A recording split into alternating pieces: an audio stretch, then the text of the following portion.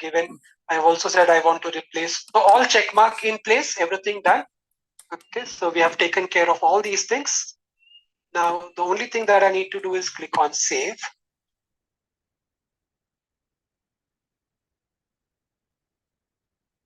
I should get a message. There's a small message coming up here that the plan was saved successfully.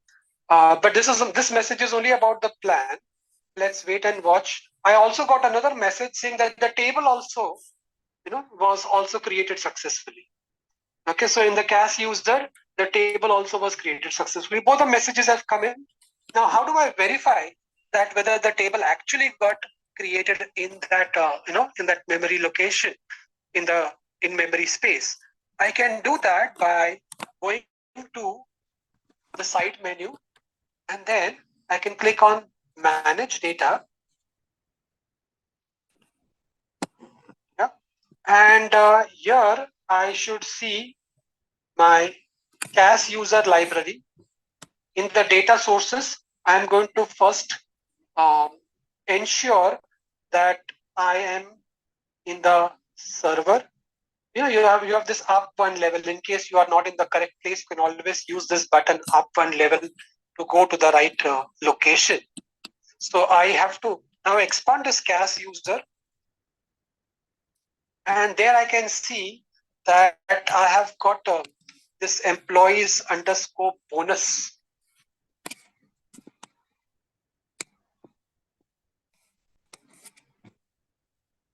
And there are two versions of that, okay? And I had to just refresh the screen a little bit.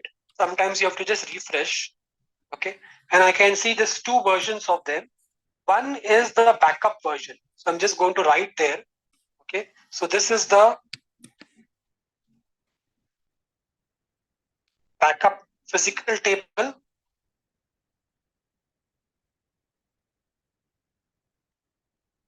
And the first one is the in-memory table. The one without a file extension and the one with the lightning bolt, that is the in-memory table, and the other one is the backup table. Okay, so I've got both of them available with me. Backup table is in the physical layer, and this in-memory is in the RAM. Okay, the CAS server, as we call it. Right, so this is how you go and verify that. Okay, and you can also actually click on that employees bonus table, and you can see all the columns, the years of service and the bonus column that you had created. All of them are there. You can actually look at the sample data also and see the years of service, and the last column is the bonus column, right? So everything that you have done, you can actually see them, right? Now I'll show you one more last thing before we end this workshop. So there are lots of other more things. According to your course notes, you will find lots of other things which are done, which are available. But the idea is not to try out everything.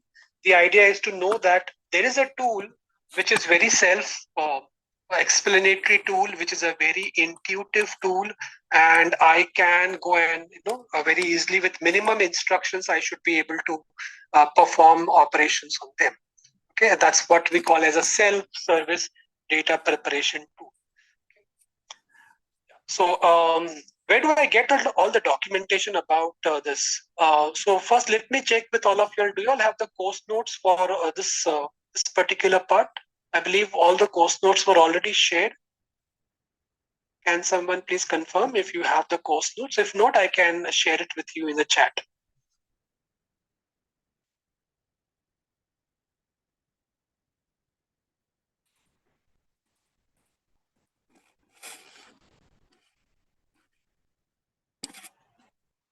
So let me, yes, so I have some of them missing.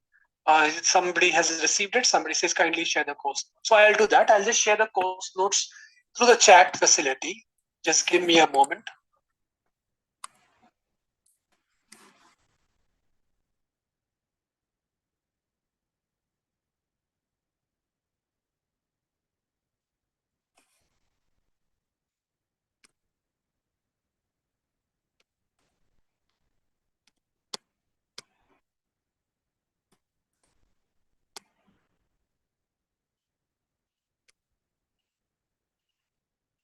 this is around 2.7 MB, approximately 2.8 MB of file. Just give me a thumbs up or a green check mark if you have are able to see that in the chat and download it from the chat.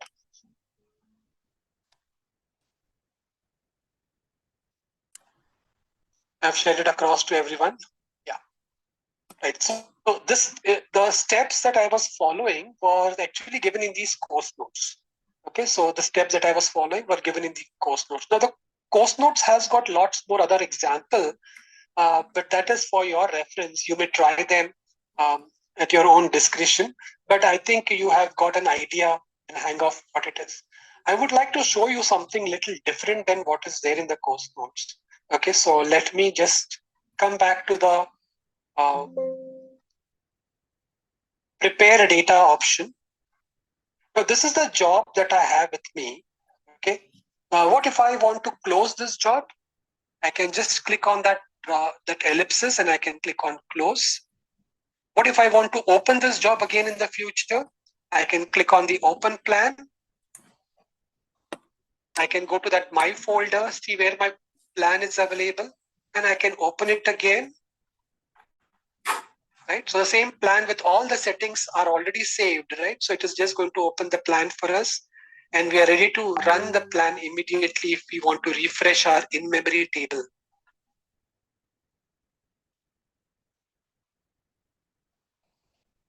Right. So this is how, this is a simple activity, but yet very important to know. Sometimes we struggle where to open and where to close things. Now, the thing that I want to show you is on the right-hand side, okay, there is something called as new job. Okay. Now, what is this new job all about? Okay. So I'm looking at the area on the right-hand side. Right? There's something called as new job. Now, currently I have created this plan, and whenever I want to refresh my data, I have to open the plan. I have to then rerun the plan again. Okay. You might say that I don't want to do that. I want that the plan must automatically get executed, let's say every Sunday evening, so that on Monday, whenever I come back, our office begins on Monday, Sunday being a holiday probably, okay, in some places. So when I am taking the example of any day, for example, okay. So when I come back to my office, the data, the table in the memory is already refreshed. It has gone back to the other data sources, read the data, and it has done the refreshing and everything for me.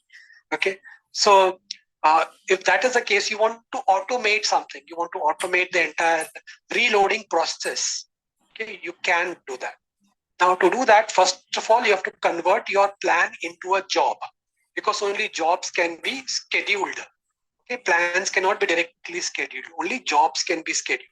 So you're required to first convert this into a job. Okay, so I'm going to click on this new job.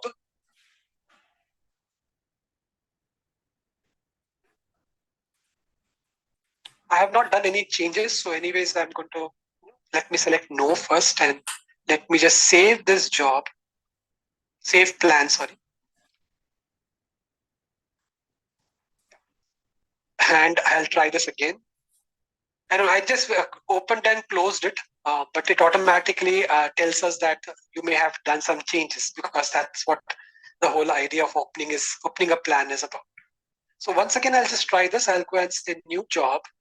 I should not get that message that I saw earlier. Now directly I've got this small dialog window, and what it has done is, whatever was the name of your original plan, the plan, whatever plan name was there, to that it has just added the word job, and it has given a timestamp. Okay, this number that you see, a long number, it's actually a timestamp. Okay, so if you want to keep the same name, you may keep the name as it is. I always prefer to keep the same name, because then I know that this job is for that particular plan itself. You may want to add a description also. The description is not compulsory. You can, if you want, you can go and add a description of your choice. Okay, but Yeah, when we tell our students, right now, you are my students, but when you tell your students, always insist on asking them to write descriptions also, because that's an industry standard. Okay, the project lead or the project manager, when he or she monitors a team, they always look at what are the work that they have done by looking at their descriptions and things like that. So descriptions normally help. Okay, so but I'm not going to type anything in the interest of saving time. Okay, and I'm just going to click on OK. That's all. You see, the tool is so simple and so intuitive, right? And I'm getting a message saying that the job was successfully created. Okay, but is that enough? No, the job was created. Now I have to also specify what is the time when I want this job to run. Okay, so for that you require some administrative level capabilities. Now we have been given some capabilities out here, uh, but let us understand that these are all very limited capabilities because it's a free version of the software. Okay, so I want you to now come on the left hand side, and in the section which says administration, there's a section which says administration. Okay, we are no longer looking at the analytical life cycle, but we are rather looking at administration part. And within that section, we have something called as manage environment. So we are going to click on that manage environment, and our interface is going to change now.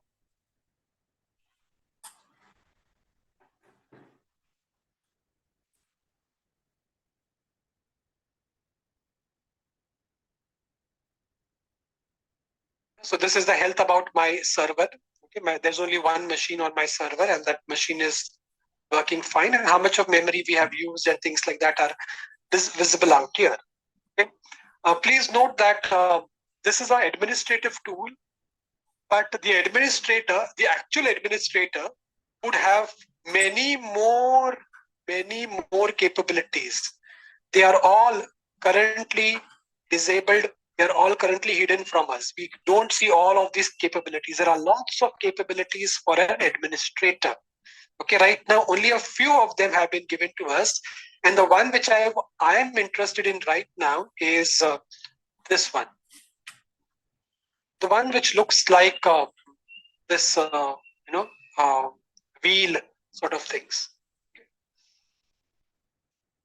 So that is the one that I am interested in. I'm going to click on that icon, which is jobs and flows. If I take my mouse cursor over there, it says jobs and flows. And if you are confused with the icons, there is also one more very wonderful feature here. Okay, and that feature is, if you look at the bottom, there is this double arrow at the bottom available there. Okay, and if you click on that, it is going to expand that section for us. So those who are not familiar with the icons, they would like to see the names and be more comfortable with the names. Okay, so for them, you can see the names. But why this is because sometimes now people work with smaller, lighter laptops, and those laptops will have smaller screen size, and we might want to, make maximum use of the screen, and therefore you have a choice of either looking at the icons or looking at the full names. Once again, I repeat, I want to work with this jobs and flows. Okay, and I'm going to click on the jobs and flows. So on the right hand side, my screen updates based on whatever selection I have done. Okay, and I have this tab called as a scheduling tab. So I have to click on the scheduling tab.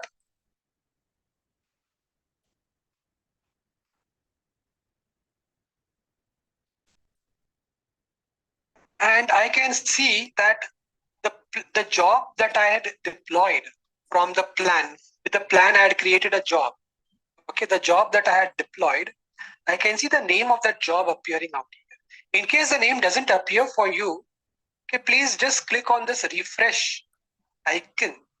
Okay, just click on that refresh icon and then the name would appear. Sometimes the metadata doesn't get refreshed. Just have to click on the refresh icon and you will see the name appearing there. Okay. Now all I require to do is I have to right click on that job and we have an option called as schedule. Okay. So I'm going to click on that schedule options. And here, when the schedule dialog window gets opened up, okay, we have a plus to specify the time trigger.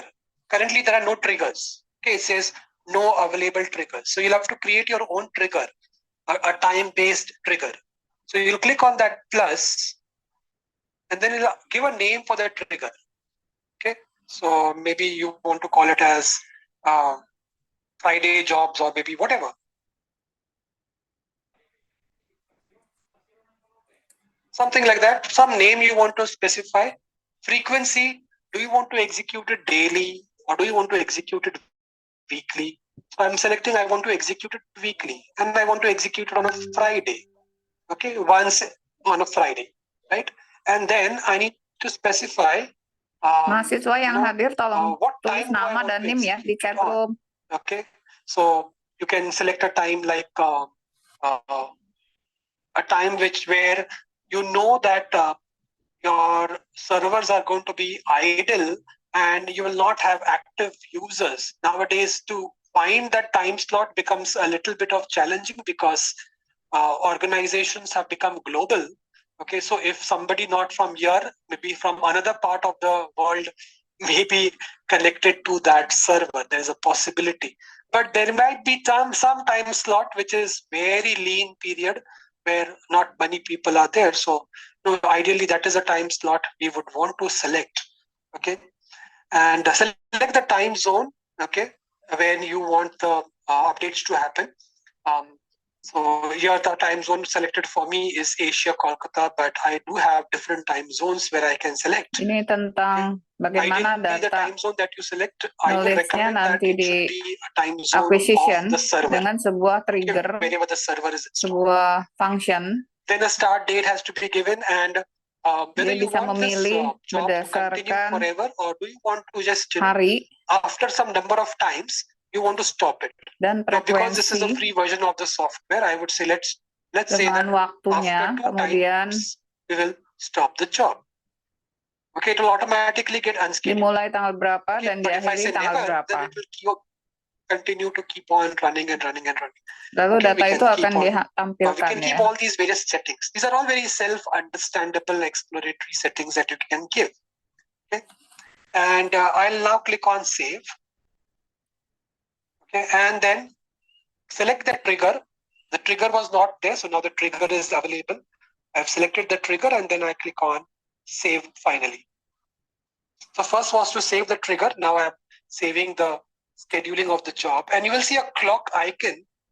It might look, it is a small indicator, but definitely something useful. Okay, so you're seeing that this is a scheduled job. So now on a Friday at that specified given time and specified time zone, this job will automatically run and update the in-memory table for me. Okay. Now I don't want to keep this scheduled. So I'm going to right click on this and I'm going to say unschedule it.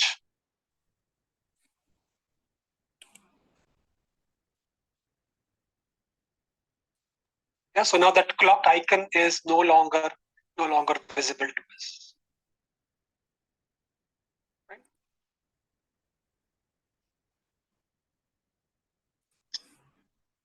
Now I'm just going to go to this page.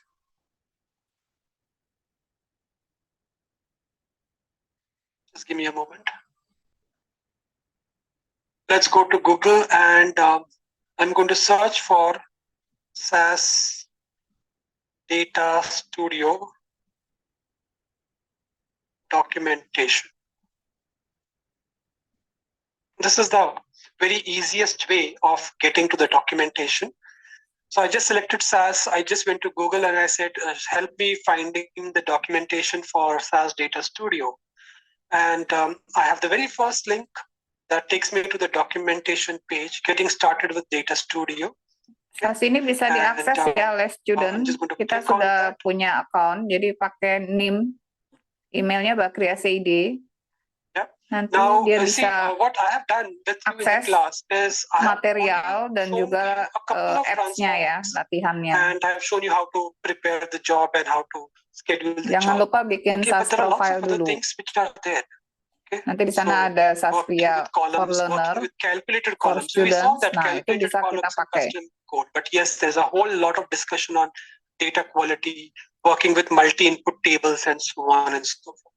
Okay, if you want to keep a PDF copy of this, you can bookmark this page and save it for your future reference in case you want to come back to this document, or you can just click on the PDF version of that and then download this PDF version.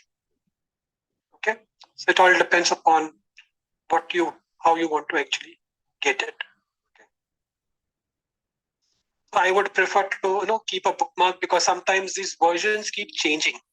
Okay, right now we're looking at the VIA 3.5. The VIA for learners, the version that is available as a free version is VIA 3.5. But just for your knowledge, after that there have been a lot of other changes taken place, but those are not visible to us in the VIA for learners. That's actually called as VIA 4.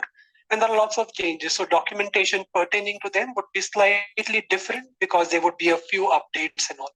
Okay, so I would, instead of downloading the PDF, I would always prefer to have a bookmarked page so that I can come to this page very quick.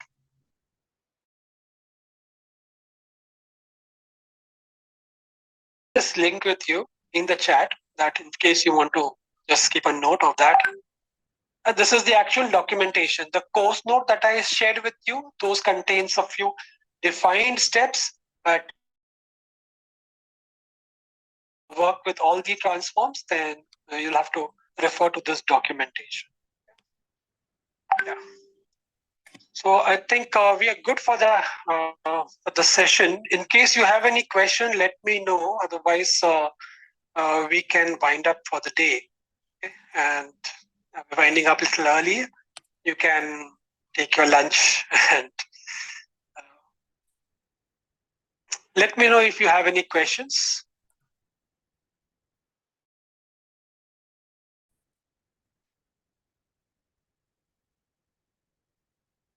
I'd already shared my email ID with all of y'all, and I will share that email ID once again.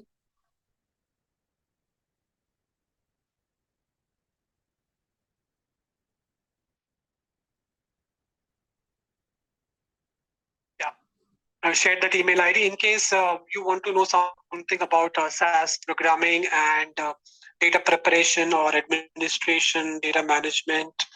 Okay, you can drop in a line to me.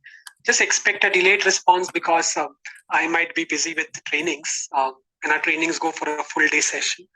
So you might get a delayed response, but I will definitely make an effort to reply to you.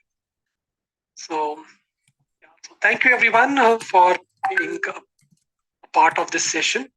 Okay, enjoy your rest of the day. This is John Coutinho on behalf of SAS, thanking everyone and signing off.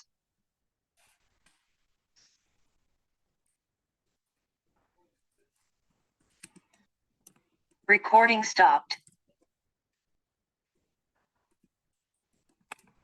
Thank you.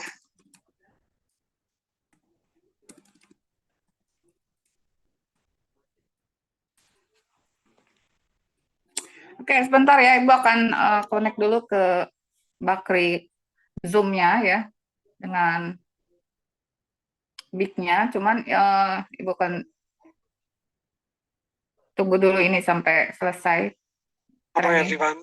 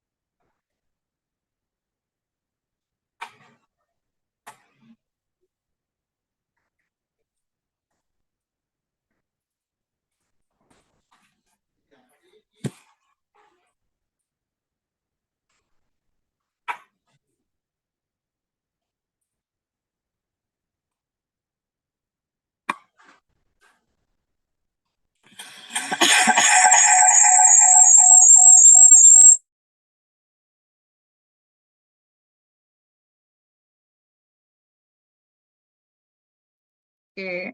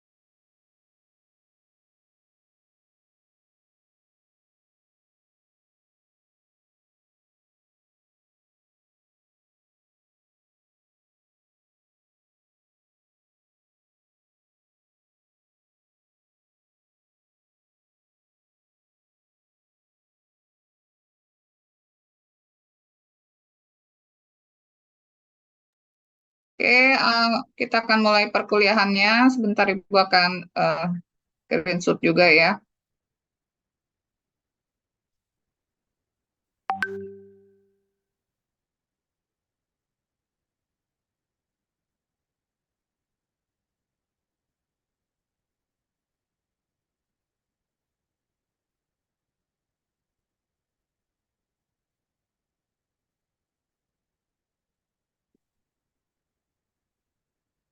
Makasih. Suara Ibu udah terdengar belum ya?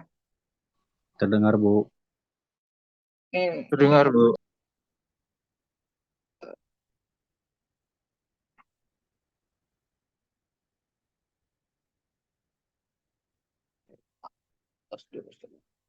Oke, biar tidak terganggu echo ya, karena dari handphone ke laptop.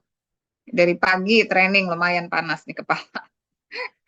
Aduh, dengan aplikasi SAS itu untuk menjadi seorang data science ya, karena sekarang udah sistem cerdas, jadi tidak perlu lagi sebetulnya coding, tinggal kita gunakan fitur dari apps yang sudah canggih-canggih.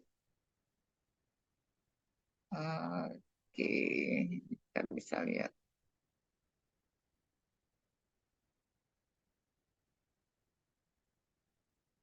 Oke, beberapa ada yang di ruangan kelas mungkin ya, beberapa yang lain di eh, tempat kerja dan sebagainya.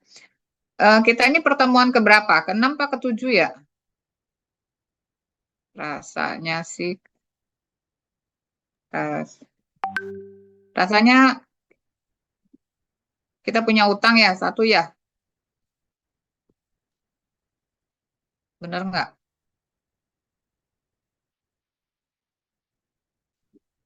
Eh, dibayarnya di itu ya, apa namanya? Reading days.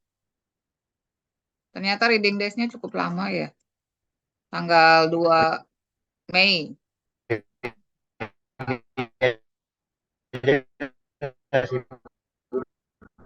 Oh, putus-putus tuh. Siapa punya siapa itu? Jadwal presensi manajemen lanjut.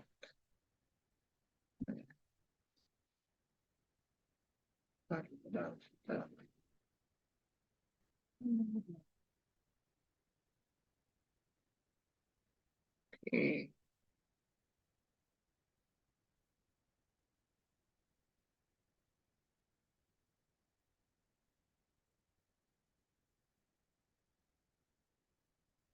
Oke, yang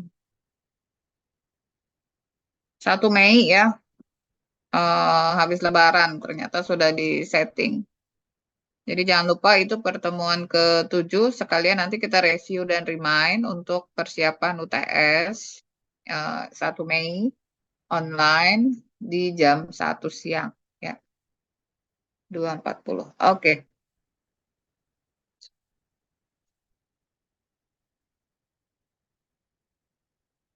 Kita akan materi, sebentar Ibu akan tutup-tutup dulu ini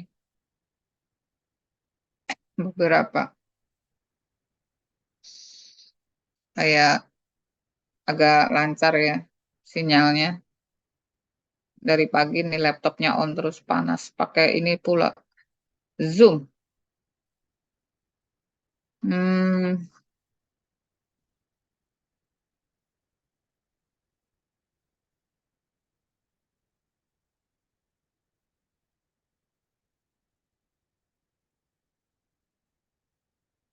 oke, kita hari ini materinya sebetulnya knowledge representation.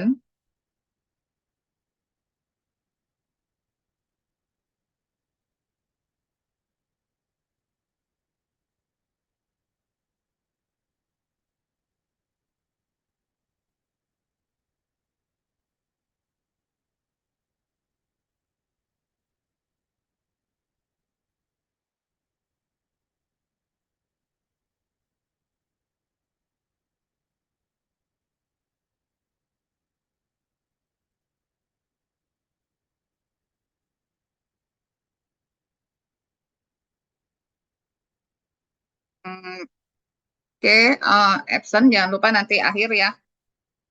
Gue akan lihat lagi. Ini ada 27 orang yang join. Tadi awal udah Ibu cek dan kalian udah isi nama dan NIM ya. Kita akan materi hari ini tentang knowledge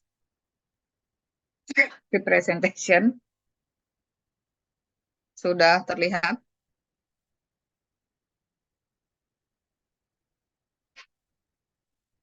Ya. Oke, apa yang disebut KE ya, knowledge engineering. Nah, seorang sistem informasi dan informatik itu biasanya kalau di bidang KM dia menjadi knowledge engineering, yaitu orang yang nanti mendesain sebuah knowledge base system. Ya, misalnya adalah contoh aplikasinya nanti expert system atau data driven model. Nah, tadi training adalah terkait data driven model. Jadi dia memberikan fasilitas-fasilitas click and drag drop.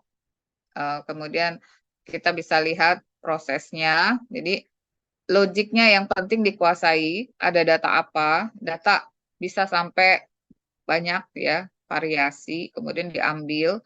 Kemudian kita bisa hubungkan satu data dengan data lain. Nah, nanti setelah itu kita mau minta dia menampilkan apa. Ya, jadi dia bisa kategori menjadi sebuah data driven. Nah, ada 3 tahapan ya sebagai seorang engineer dari knowledge engineering. Kalau di bidang sistem informasi, dia disebutnya sistem analyze. Jadi kalau di bidang database, dia disebutnya data analyze. Karena atau data engineering, karena dia menyusun struktur data. Seperti itu ya. Di desain sistem, analisis perancangan, dia disebut sistem analyze karena dia merancang dan menyusun kebutuhan fitur pada sebuah sistem.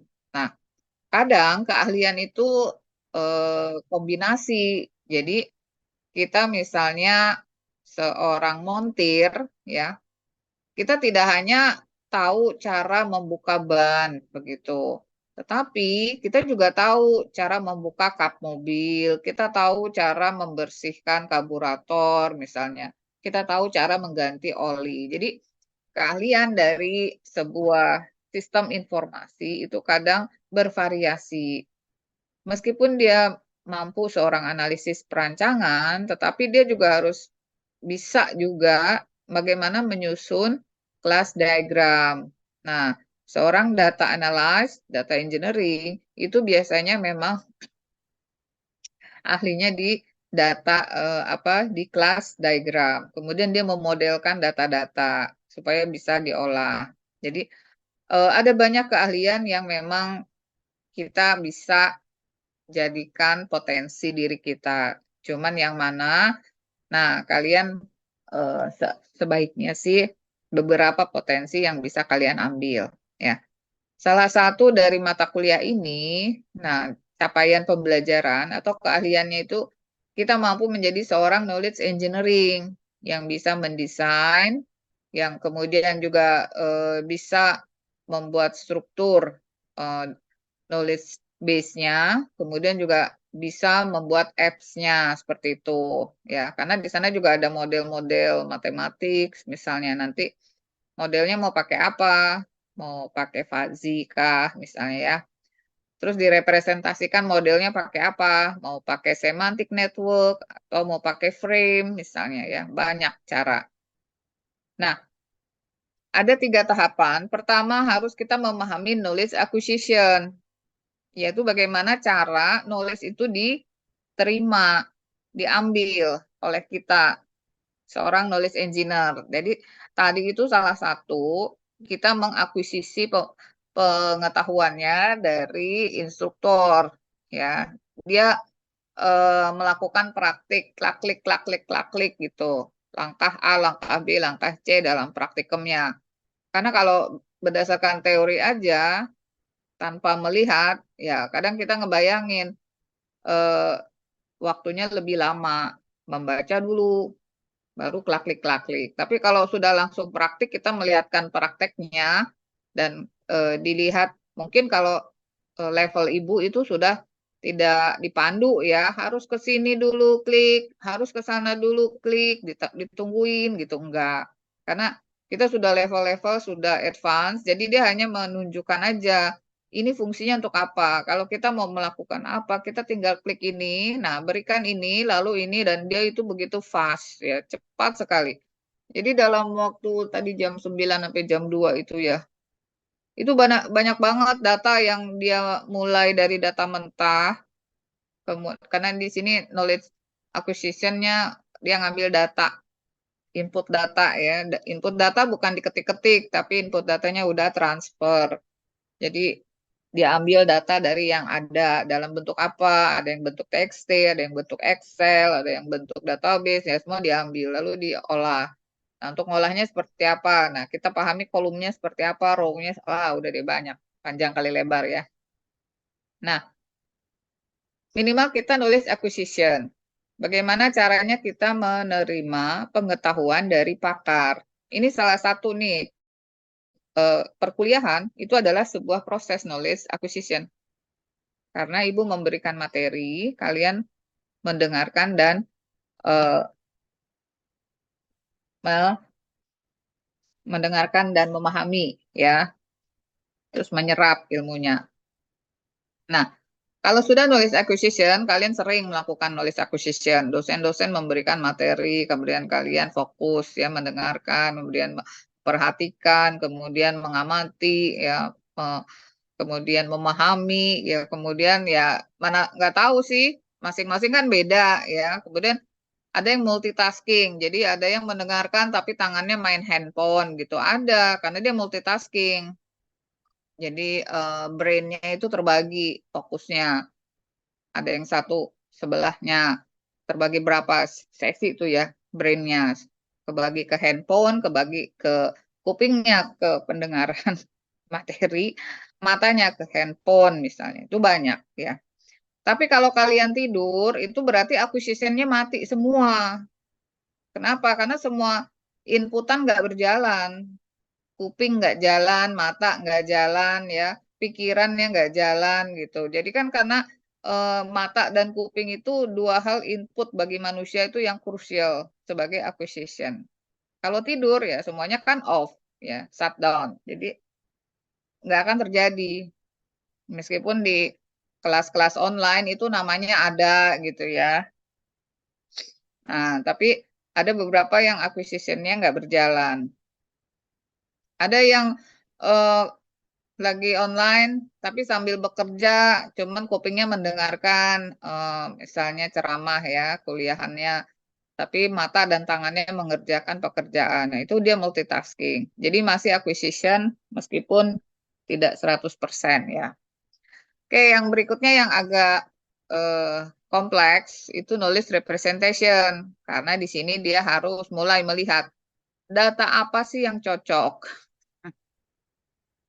most appropriate data type, and structure-nya, dan strukturnya seperti apa, to represent and encode. Nah, jadi ini yang penting untuk menyajikan dan menjadikan coding-coding dari sebuah pengetahuan in explicit form, dalam bentuk yang dipahami orang.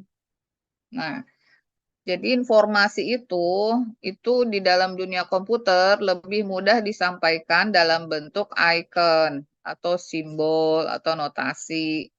Karena kalau dalam bentuk teks itu lumayan, membacanya itu kadang membuat orang lelah gitu ya. Akhirnya nggak konsen. Jadi di sini, nah encode-nya seperti apa nih? Ada contohnya yaitu berupa list, ya, berupa set, berupa script, decision trees, objek atribut, value, triplets, dan seterusnya. Nah, ini keahlian yang spesifik dari KM lanjut. Apakah kita sudah mendapatkan atau bisa melaksanakan ya, mendemonstrasikan atau menerapkan dari sebuah knowledge representation. Nah, berarti kalau bisa, kalian sebetulnya sudah menguasai TPL. Bagaimana cara mengukurnya? Nah, nanti Ibu akan mengukur kalian dalam bentuk ujian, exam, UTS, ya, kemudian juga UAS. Apakah kalian capaiannya sudah memenuhi bahwa mampu melakukan knowledge representation? Nah, nanti kalau hasilnya bagus, berarti kalian capaiannya juga bagus. Kalau hasilnya tidak memuaskan, ya berarti kalian belum bisa menunjukkan. Oke, tingkatan lanjut adalah knowledge validation. Karena apa yang kita representasikan harus sesuai dengan kenyataan. Divalidasi. Siapa yang memvalidasi? Nah, di sini harus ada ahlinya. Bisa dites ya, nanti dari sebuah knowledge base system untuk koreksi dan kelengkapannya. Jadi ini divalidasi, jangan sampai representasi kita yang kita gambarkan, notasinya itu ternyata tidak tepat. Nah, ini kebayang kalau analisis sistem ya, dia menggambar sebuah apa? Sebuah rancangan use case. Ketika use case-nya itu tidak lengkap ya, dan tidak dipahami, tentu tidak bisa dikerjakan menjadi sebuah sistem. Nah, siapa yang membuatnya? Ya sistem analisnya. Sistem analisnya merasa itu benar, karena itu harus divalidasi. Siapa yang memvalidasi? Ya, seharusnya yang tinggi dari sistem analyze. Jadi biasanya ada seorang konsultannya atau seorang business analyst-nya ya, dia terus mengkoreksi dan membenarkan, memperbaiki. Kalau masih TA sih nanti pembimbing dan penguji nih ya, di validasi itu. Oke, dilanjut ada knowledge acquisition. Nah, jadi cara menangkap pengetahuan itu di sini ada beberapa istilah. Ada yang disebut elicitation, ya. Kenapa? Karena pada saat proses kita menerima itu ada beberapa yang kita tangkap, ada yang beberapa yang hilang. Jadi ini masih proses nih.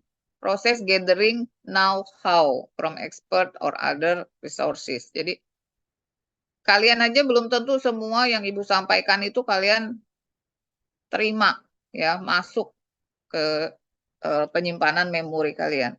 Pasti ada beberapa yang missing atau kelewat, ke skip, hilang misalnya ya. Nah, buktinya apa? Pada saat ditanya pada UTS itu nggak bisa jawab. Padahal waktu kuliahnya dia hadir. Nah, itu salah satu bentuk ukuran ya, mengukur ternyata masih banyak yang missing gitu di sini. Oke, lalu dia transfer ya, dipindahkan dari knowledge source. Nah, siapa sih knowledge source? Itu orang ataupun sumber yang lain yang bisa menyampaikan dan memberikan penjelasan. Maka disebut knowledge source. Dia biasanya berupa human expert atau dokumen. Nah, dokumen itu penuangan dari pengetahuan yang dituliskan, dieksplisitkan. Jadi ada orang yang membaca dokumen, akhirnya dia yang mengetahui.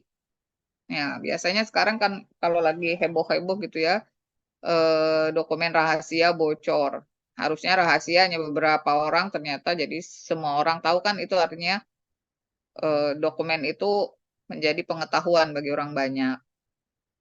Kemudian bagaimana dia disimpan? Dalam sebuah bentuk yaitu knowledge repository. Sistemnya bisa berupa apa? Yaitu expert system salah satunya. Nanti kita akan membahas expert system itu sistem yang bagaimana ya. Oke, teknik-teknik yang digunakan di sini ada yang disebut structures interview. Nah, apa sih interview yang terstruktur? Jadi nanti kalian kalau mau TA dari sekarang udah paham dulu tuh. Makanya karena kalau TA itu tidak mengerti caranya, jadi lambat. Penyelesaiannya bisa berbulan-bulan. Karena apa? Ketika dijelaskan seperti ini, ternyata pada saat pelaksanaannya lupa lagi ilmunya. Ini kalian semester berapa ini? Halo? 4 semester 4 4 Bu, Bu. 4 Bu. 4 ya. 4, Nah, iya. kalau 4 itu kan masih ada 5, 6, 7. Tuh, sampai 8. Jadi kemungkinan ada masa 1,5 tahun kalian lupa apa yang disebut struktur interview. Padahal itu diperlukan pada saat TA. Nah, kalau yang kelas karyawan sih besok TA juga harusnya sudah bisa diterapkan. Ya. Jadi struktur interview itu adalah cara mengambil data dengan bentuk tanya jawab dan pertanyaannya sudah disusun, distruktur dalam bentuk list atau daftar pertanyaan. Nah, sehingga kalian boleh, ini salah satu metode apa? Collecting data. Itu. Pertanyaannya apa saja? Nah, pertanyaan itu dituliskan satu misalnya. Kita mau menanyakan apa? Profesi. Boleh ya. Jadi yang introduksinya itu nama, usia, bekerja, terus bidang apa dan sebagainya. Nah, terus si respondennya menjawab bla bla bla bla bla bla. Oke. Setelah nanya profil, baru nanya konten. Konteks misalnya, apakah Bapak memahami proses bisnis dari pekerjaan Bapak misalnya? Oh iya, saya memahami. Satu tuh pertanyaannya gitu ya, itu terstruktur namanya karena dia menanyakan proses bisnis. Boleh Bapak jelaskan bagaimana proses tersebut? Lalu dia menceritakan prosesnya bla bla bla bla bla adalah pekerjaan yang dia lakukan.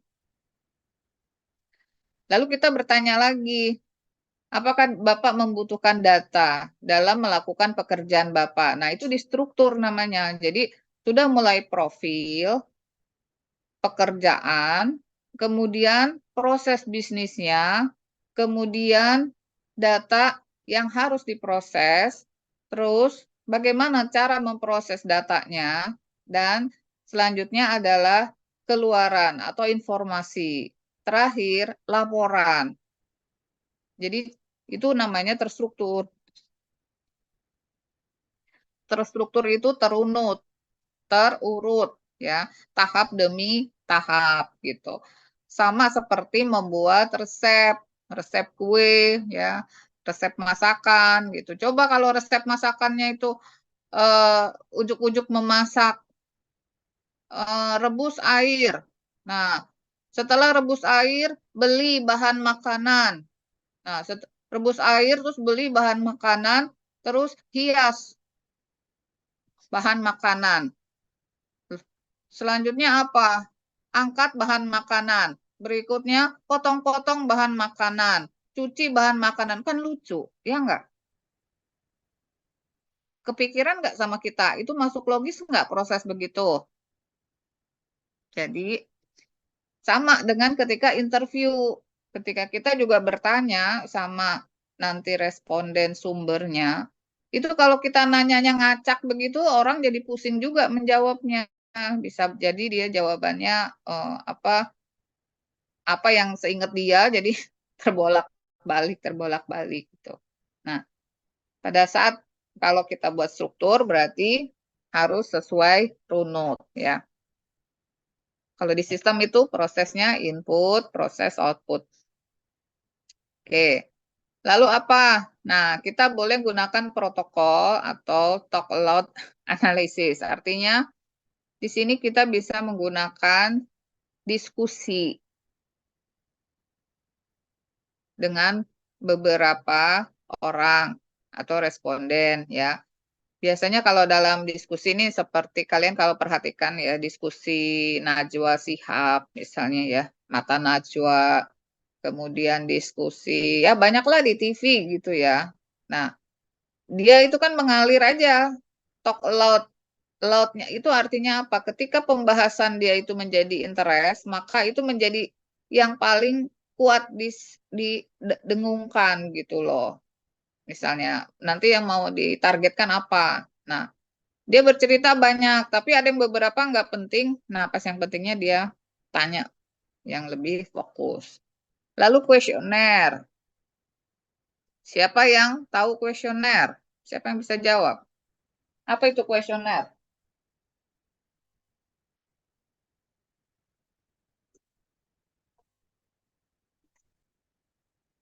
Halo? Kok pada diam?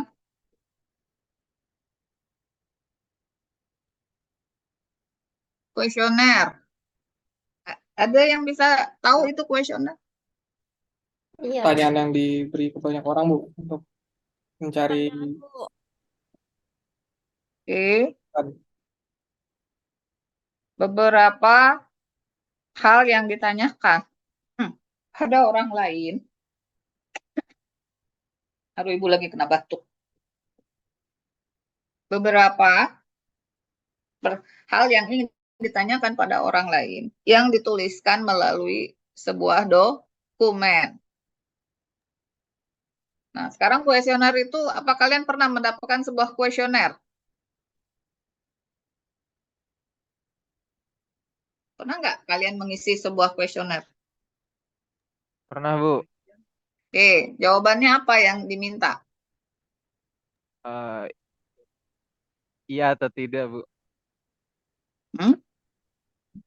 Karena Jawabannya, Bu. kuesioner, Kuesioner itu bermacam-macam ya. Ada kuesioner terbuka, ada kuesioner tertutup, ada kuesioner semi.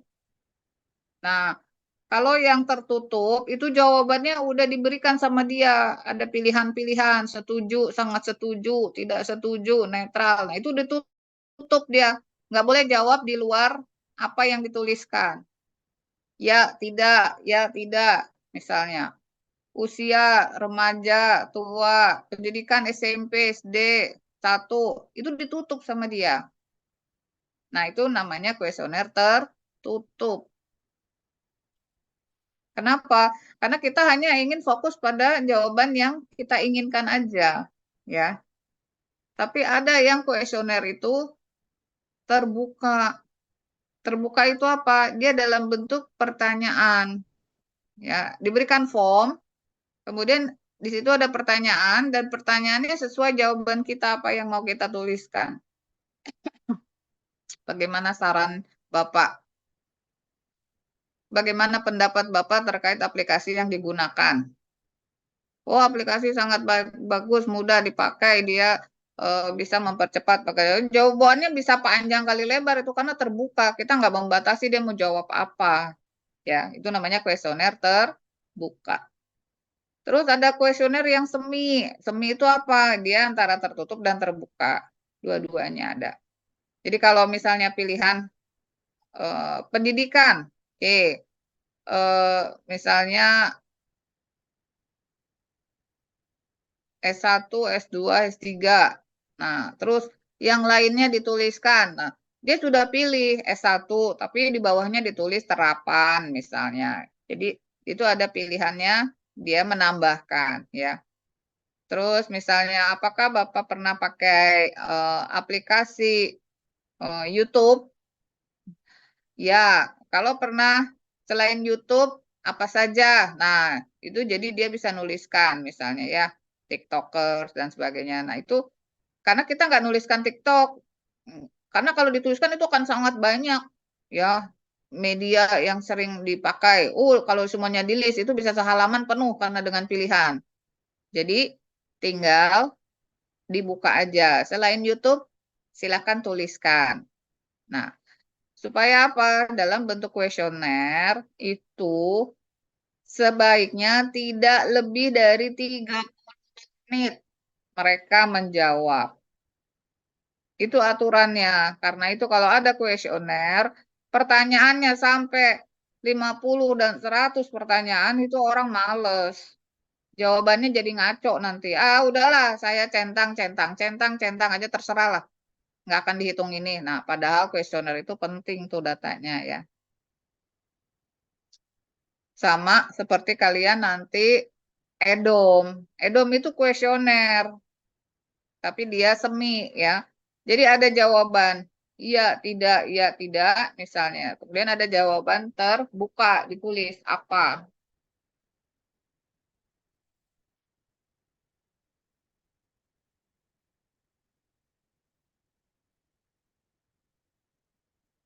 Ini udah mulai hujan.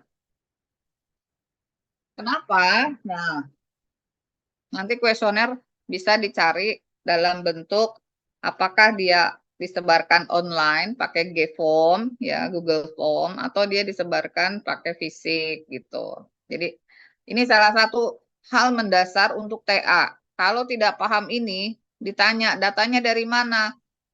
Dari pemikiran saya, Bu. Menurut saya, Bu, ya nggak bisa karena TA itu ilmiah. Kalau ilmiah itu nggak boleh dari opini pribadi ya. Karena harus dia berdasarkan fakta dan data. Karena ini riset. Oke, lalu survei. Ada yang tahu survei apa? Apa bedanya dengan observation?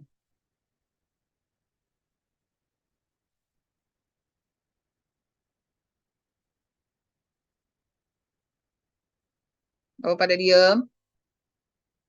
Belum belum pernah melakukan survei? Atau kalian pernah disurvei?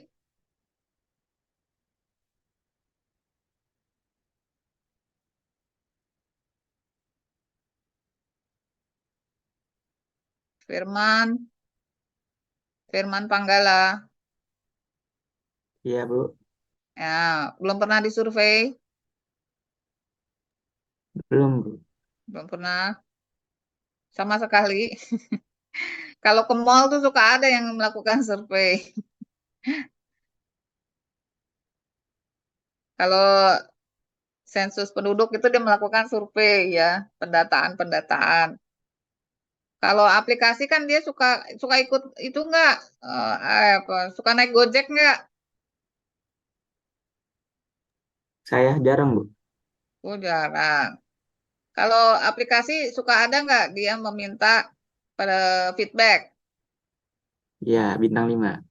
Nah, bintang 5 itu salah satu survei. Dia mau melihat pendapatnya apa ya. Karena kalau survei itu boleh kita tidak kenal, boleh kita menggunakan media apapun ya, dan kita bisa mendapat masukan. Misalnya tadi bintang 5 gitu ya, kita disurvei. Nah, beda dengan observation. Observation itu pengamatan, dan pengamatan itu harus jelas tempatnya, lokasinya, misalnya waktunya ya, kemudian siapanya yang kita amati gitu. Misalnya kita mau mengamati seorang super admin, ya kita harus datang ke tempat dia bekerja, terus kita ngeliatin cara dia bekerja gitu ya. Bagaimana dia sehari-hari bekerjanya, yang dikerjakan itu apa? Nah, itu namanya observasi. Jadi sampai kita tahu tuh observasi itu, oh si admin itu suka datangnya jam 7 pagi misalnya. Jam sekian dia sarapan, jam 12 dia tidur ya, misalnya capek istirahat. Jam 1 dia ini lagi, jam 4. Nah, ini dalam pekerjaan, nah itu yang disebut observasi. Dan simulasi. Siapa yang pernah ujian SIM pakai simulasi? Ada nggak? Ada. Ada. Coba pengalamannya gimana tuh? Gampang apa susah? Susah gampang, Bu. Terus tapi nggak dinilai. Oh, nggak dinilai. Lulus enggaknya nggak tahu. Ada rekornya, Bu. Ada rekornya ditandain sama dia ya. Nah, Iya. jadi simulasi itu seolah-olah kita melakukan sesuatu real, tetapi sebetulnya dia masih dalam proses latihan, uji coba dan sebagainya ya. Makanya disebut simulasi. Jadi tidak realnya. Kebayang nggak kalau misalnya simulasi kita mau membuat roket ya, di Lapan itu dia selalu membuat roket. Kemudian roketnya itu dia ukur karena ada hitungan fisika, matematika ya, hitungannya iklim bla bla bla bla bla. Nah, ini sistem expertnya begitu. Ukuran roket sekian, dia mau ditembak, daya luncur sekian, tenaga sekian. Nah, dia harus simulasi dulu dengan komputer. Bener nggak daya lemparnya sekian, jaraknya nanti bisa ditempuh sekian. Nah, itu simulasi. Kalau simulasinya dia menunjukkan berhasil, nah dia baru nanti uji coba realnya. Kebayang kan kalau langsung real, tahu-tahu meledaknya di tempat, kan lucu ya. Jadi eh, kadang kita sedih ya kalau mau lebaran itu banyak yang membuat petasan-petasan, itu dia nggak pernah simulasi. Dia langsung bikin petasan, karena taunya meledak semua ya. Karena apa? Karena membuat petasan itu terus hati-hati tuh sensitif bahan-bahan peledaknya. Jadi tahu-tahu, nah begitulah. Apalagi yang membuat nuklir ya dan sebagainya itu dia nggak ujuk-ujuk langsung bikin, dia uji coba dulu dengan simulasi. Oke, jadi ini ada beberapa pengetahuan ya untuk knowledge engineer. Tadi istilahnya knowledge acquisition. Nah, ini ada banyak tahapan. Nah, hati-hati nanti pada saat TA mana yang akan kalian pilih.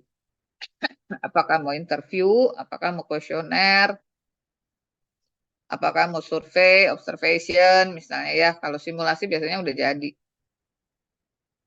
Oke, kita mulai mengenal pengetahuannya nih. Setelah acquisition, ada declarative and procedural knowledge-nya. Jadi, kalau deklaratif, nah itu sudah dijelaskan. Kemarin kita mengerti preposition ya, logic, preposition, calculate, ya, preposition. Jadi istilah-istilah preposition jangan dilupa.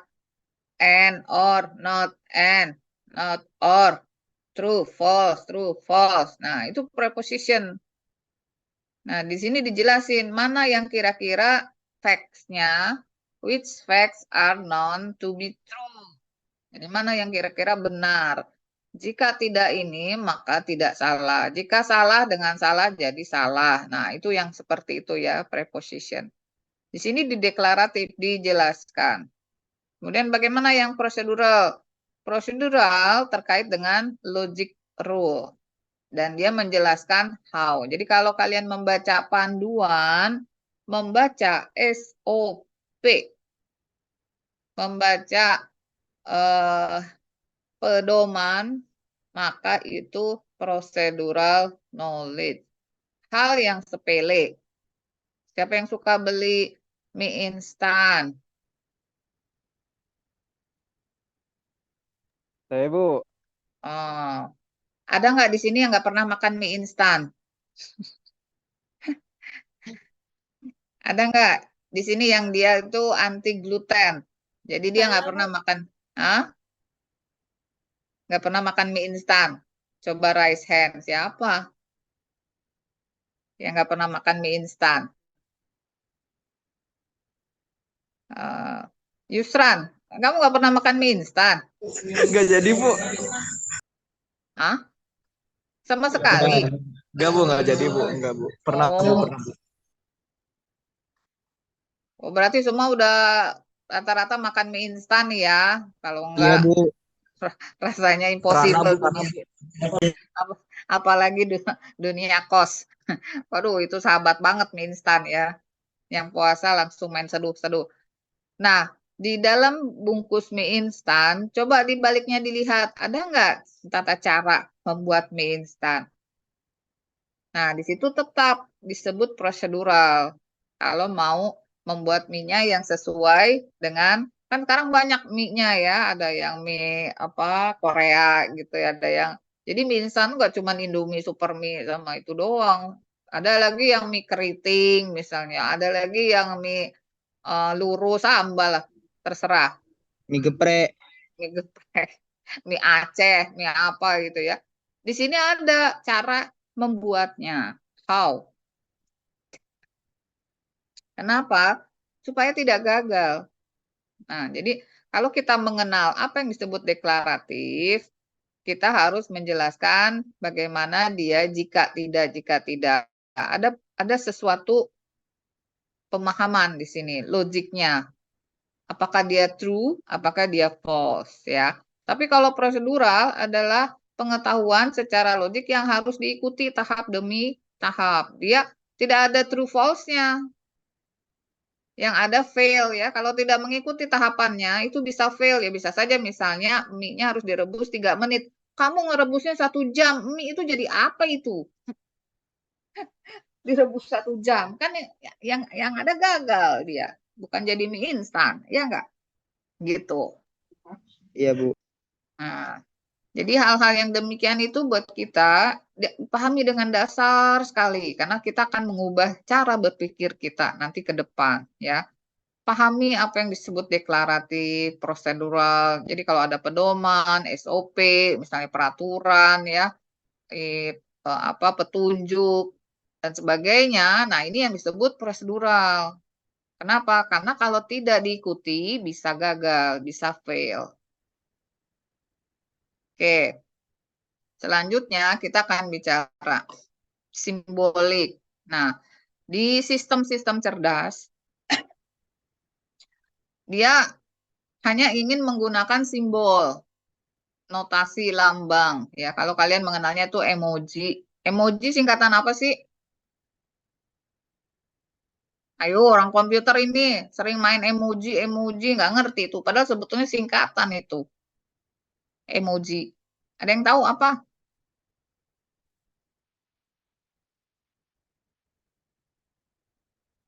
Ya, padahal kalian kalau nge-WhatsApp WhatsApp di situ terus kalian klik ya yang warna kuning. Mukanya itu ada yang lagi senyum, lagi ngakak, lagi ketawa, lagi itu emoji. Apa itu? Singkatan dari apa itu emoji?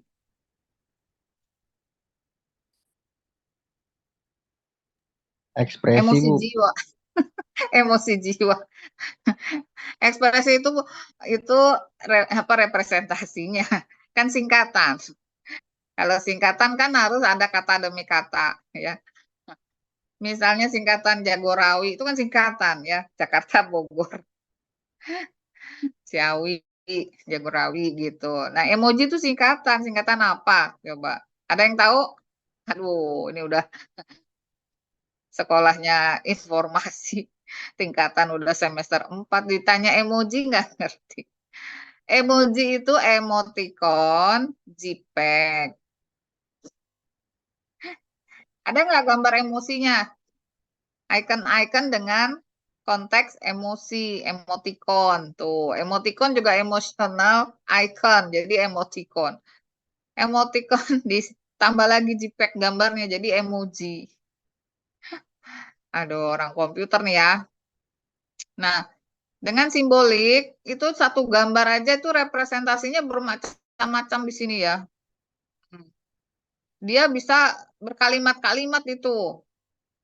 Makanya orang sistem informasi itu hati-hati.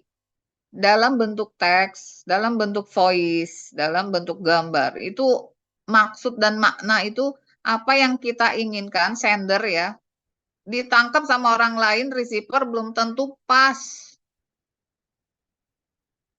Kalau dia bisa sampai pas itu nggak ada itu ilmu komunikasi itu nggak ada itu. Coba kebayang nggak sekarang? Kita udah nulis panjang lebar, ditulis di WhatsApp, coba dibacanya apa sama orang yang lagi marah?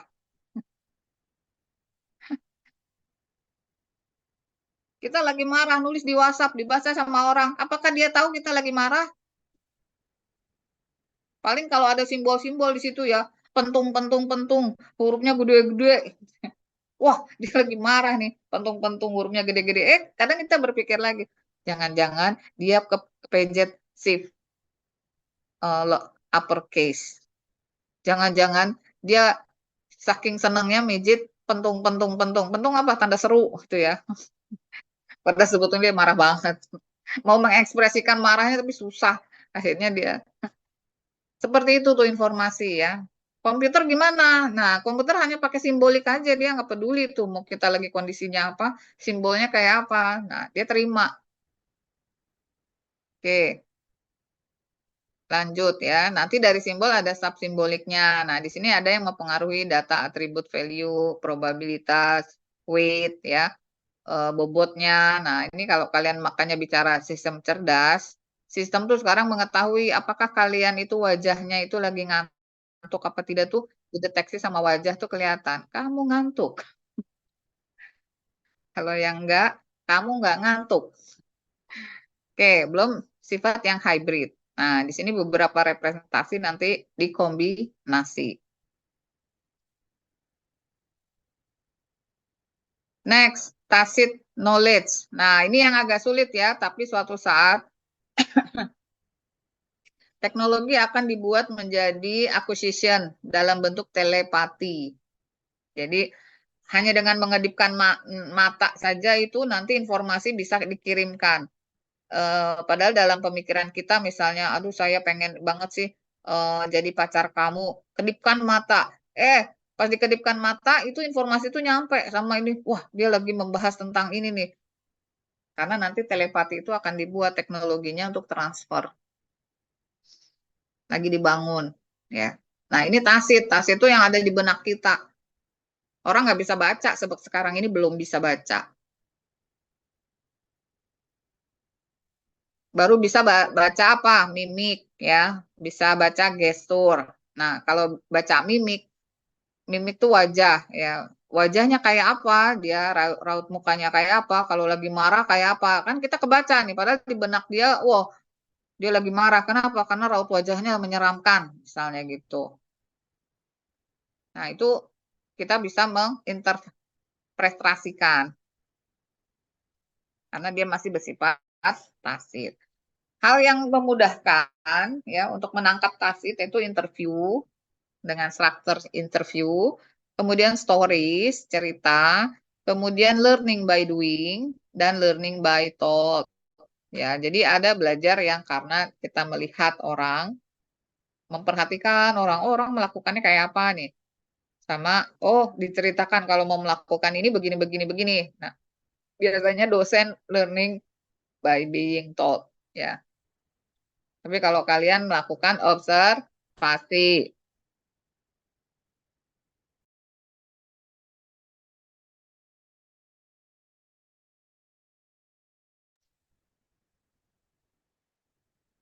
Oke, knowledge representation.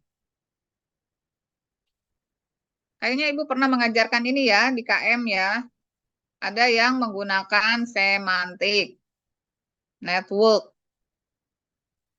Kita pakai note ya. Gambarnya sedikit tapi bisa menjadi sebuah cerita. Ini tergantung mau diceritakannya apa. Bisa panjang kali lebar ya. Bisa 1 halaman, 2 halaman, 3 halaman. Kenapa? Karena ini ada beberapa kata di sini. Satu kata itu bisa memunculkan kata-kata yang lain menjadi kalimat, kalimat yang lain menjadi paragraf, paragrafnya udah menjadi cerita lah. Panjang kali lebar. Kita dengan melihat begini representasi kita tahu. Taunya apa? Coba. Ostrich itu apa? Ostrich.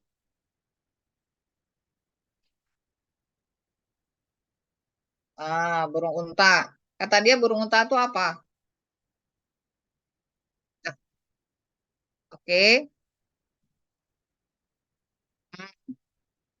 Cirinya apa?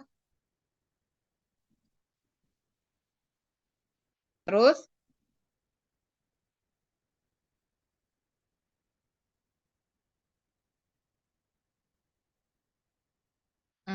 Nah, ketika dia bicara animal, semua hewan itu bergerak dan memiliki kulit. Semua.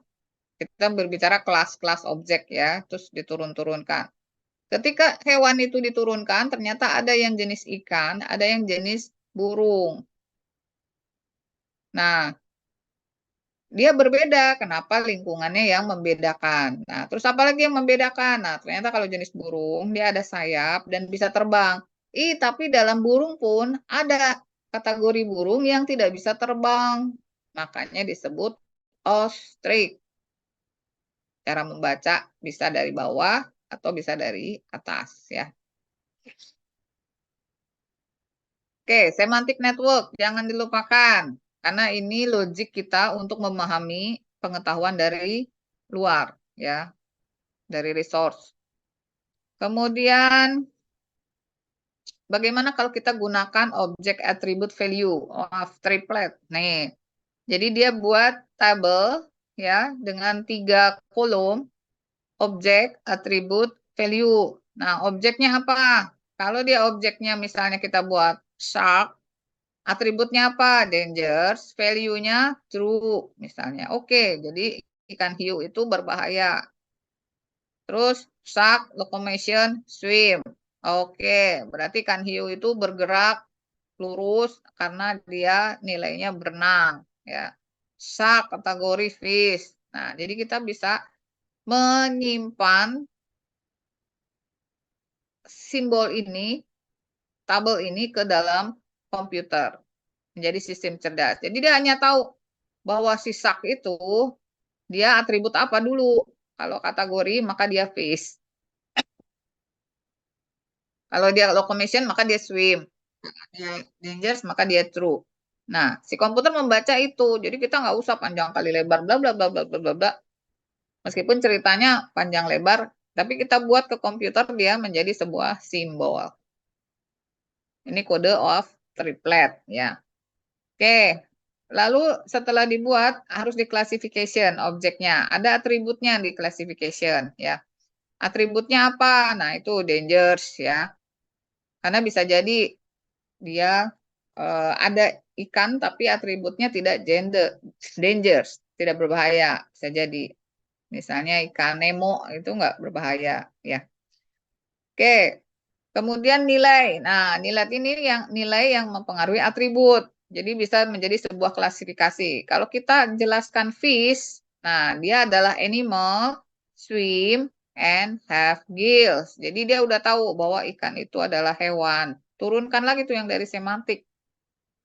Bisa berenang dan memiliki sirip, have gills.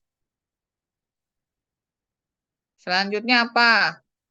Nah, kita akan buat objek itu menjadi hierarkis, ya, dan bisa diturunkan secara instan ke anak-anak yang lain kayak tadi tuh. Jadi ada animal ke birdnya itu ada ostrich, ada kanari misalnya. Nah, itu turunan-turunan kelas, ya. Jadi kita bisa representasikan.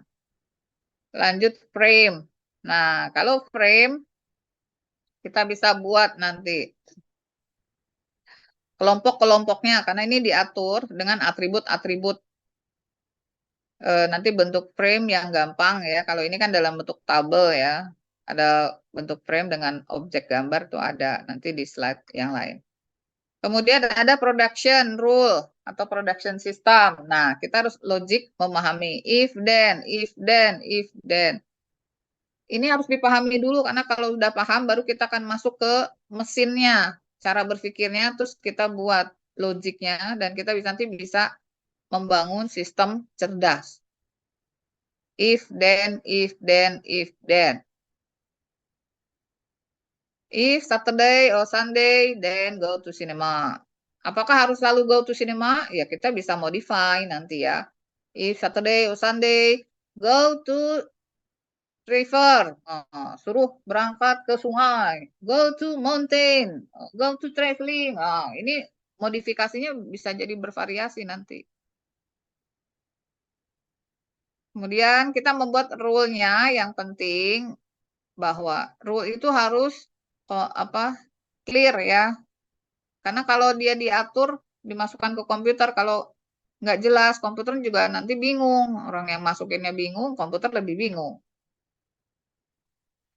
Kemudian aturan rule ya sebetulnya tidak ada spesifikasi harus rule seperti apa gitu ya, urutannya,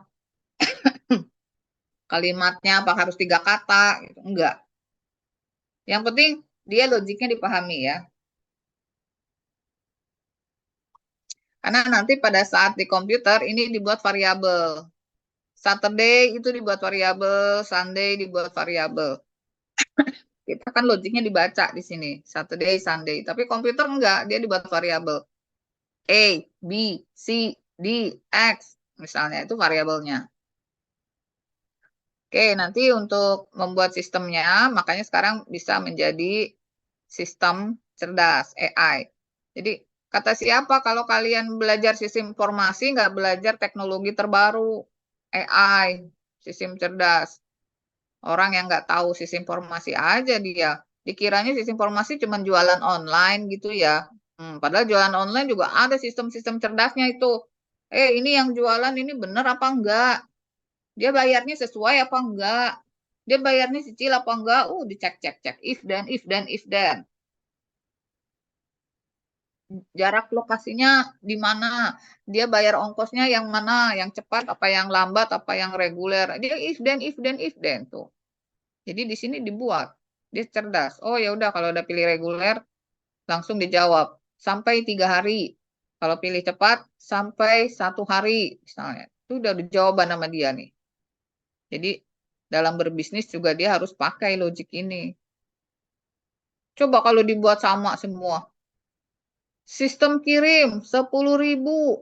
Ongkos kirim, nyampainya 3 bulan, mabok itu. Sistem, jualannya bisa bangkrut ya. Langsung pada protes ditinggal. Oke, jadi summary dari knowledge representation. Nah, di sini kita bisa melakukan beberapa proses. Pertama, ada yang kita gunakan network ya. Biasanya kita gunakan semantik network atau kalimat-kalimat Atau ada istilah lain yang disebut ontologi gitu. Jadi cara menuangkan gambar-gambarnya tadi ada aturannya ya. Lalu ada yang logik. Nah, di sini logik kemarin kita bicara proposition ya, calculate dan sebagainya. Nah, ini adalah menjadi pemikiran otak kita bisa memahami untuk dimasukkan ke dalam komputer. Ada yang bicaranya struktur, nah seperti frame ya. Jadi nanti dia di kelompok-kelompokkan. Misalnya kelompok mobil. Mobil apa nih? SUV, RUV misalnya ya. Mobil truk, mobil penumpang, mobil angkot. Nah, itu kelompok. Nah, kemudian dari kelompok mobil apalagi mesin. Nah, kelompoknya ada mesin jenisnya apa, cc-nya berapa, silindernya, udah bla bla bla bla. Kelompok pintu. Nah, pintu mobil macam-macam kan ya. Ada yang cuma 2 pintu, misalnya. Ada yang 4 pintu, ada yang 5 pintu. Dan yang terakhir adalah prosedural yang menggunakan rule base, aturan-aturan. If, then. Jika ini, maka itu. Jika itu, maka ini. Oke,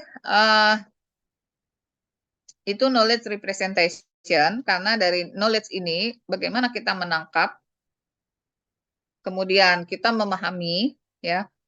Nah, kita representasikan dengan 4 metode yang dipelajari, sebetulnya banyak, tapi 4 aja. Nah, nanti pas ujiannya, apakah kalian menguasai atau tidak dari acquisition, lalu ke representation.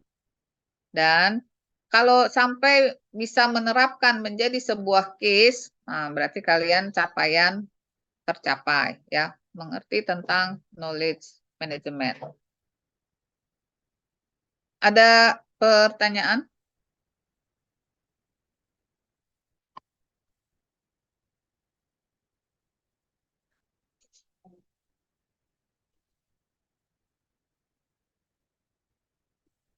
Belum ada. Nanti Ibu akan share materi ya dalam bentuk yang lebih lengkap. Nah, coba kalian baca apakah kalian bisa acquisition by dokumen. Kalau tadi kan by stories, by learning by thought dari Ibu ya. Nah, Ibu kasih dokumennya, kemudian kalian belajar learning from dokumen source-nya. Apakah kalian memahami atau tidak? Ini dokumennya, karena di sini banyak contoh ya. Bagaimana representasinya itu ada semantic network, ada frame, ada script, and rules ya. Jadi di sini bentuk-bentuknya diberikan. Ini bentuk-bentuk semantic network ya. Kemudian nanti ada bentuk yang frame. Nah, bentuk frame ini seperti ini. Jadi dia ada facetnya, ada induknya ya. Coba aja dibaca, apakah kalian mampu acquisition knowledge dari sebuah dokumen. Nah, kemudian ada yang bentuk logik. Nah, ini bentuk logik ya. Kemudian ada yang bentuk script. Nah, ini contoh bentuk script nanti. Dan di sini ada bentuk production rule. Nah, ini contoh bentuk production rule ya. Nanti case-nya itu seperti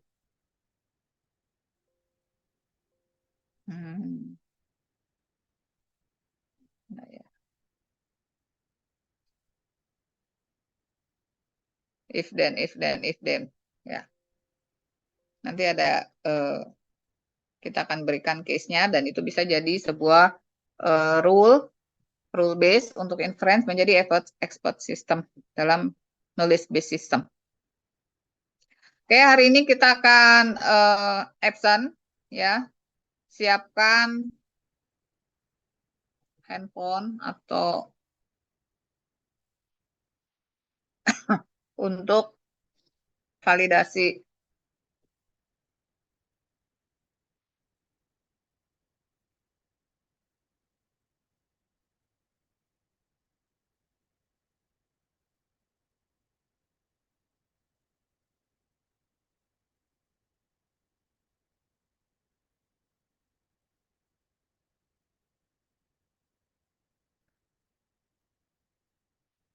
Gua akan share dulu QR code.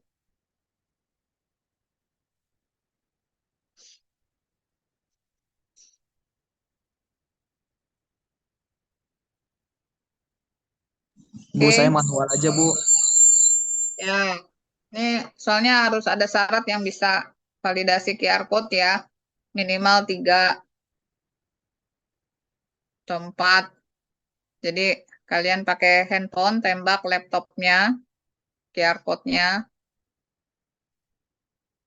Nanti kalau yang enggak, itu akan manual ya.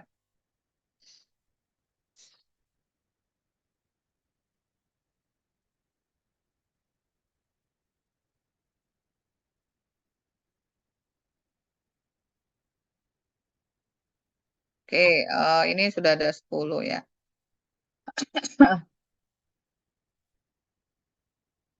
Alihannya pamannya sedang meninggal ya. Ini ada berapa sih? 36, yang hadir 30, 29, 29 berarti 7 orang tidak hadir. Yusran hadir, Saya manual. Hadir, Bu. Ulfa, Hadir, Bu. Tarik, Hadir, Bu. terus Fandi, Kok lagi Reinhard, Hadir, Bu. Bu, Rusbani hadir. Reval, Hadir, Bu. Hadir. Rana Jingga, Rana Jingga, tidak ada. Raka Dimas, hadir, Bu. Raka Dimas hadir, Bu. Rafif, Bu, Rana Tidak. hadir, Bu. ya, Rana mana? Rafif, nggak hadir. Raden Bambang, Raden Bambang hadir, Bu. Jaringannya lagi susah, Bu. Kadek, Bu, siapa Ibu? Ibu maaf, Bu. Rana Rana Jingga, lagi tugas kelompok. Rafif, nggak ada. Randi Dava, Hadir, Bu. Jahran, Hadir, Bu. Saran. Haikal, nggak kedengeran Haikal. Suhendra, Hadir, Bu. Hendra. siapa? Hendra, Ibu. Suhendra, oke. Melvin, Bu, Haikal hadir, Bu. Jibal, Hadir, Bu. Hadir, Bu. Babang perlu cabut. Hadir, Bu. Udah belum? Ismiati, Asbi, Hani, Ibu, ini nggak pernah. kelewat, Bu. Siapa? Ifatul Jannah kelewat. Iya, Oke. hadir. Genta, Fitrianti, Firman, Hadir. Ferdi, Hadir. Faras. Faras, nggak kedengeran nih Faras. Oke, Faras, Fitrianti, belum ada kabar sama Genta, Hani, Avanti, dan Rafif ya. Oke, selamat berpuasa. Tolong dipelajari, Ibu akan submit di chat room ya filenya. Dan kalian pelajari, nanti kita akan simulasi di reading days, simulasi untuk UTS ya. Apakah kalian nanti bisa mengerjakan atau tidak gitu ya. Jadi kalau bisa mengerjakan kan capaian tercapai. Karena Ibu akan tes langsung satu-satu nih mahasiswanya. Jadi tidak ada yang contek-mencontek. Semua harus memahami ya.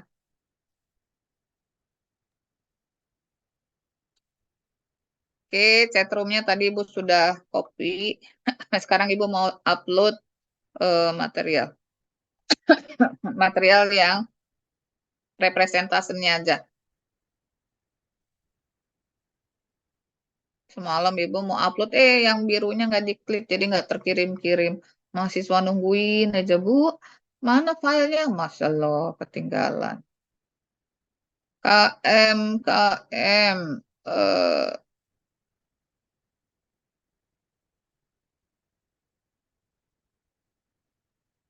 Kecil ya tuh filenya ya. 538 kilobyte. Oke, di-download. Yang sudah download boleh leave. Terima kasih, Bu. Ya. Sampai ketemu setelah Lebaran. Selamat mudik. Terima kasih, Bu. Semoga sampai tujuan dan selamat bertemu keluarga dan bisa Makasih, Bu. beraktivitas kuliah lagi ya. Oke, yang sudah silakan. Terima kasih, Yang Bu. sudah download boleh leave. Oke. Terima kasih ya, Bu. Iya. Terima kasih, Bu. Oke.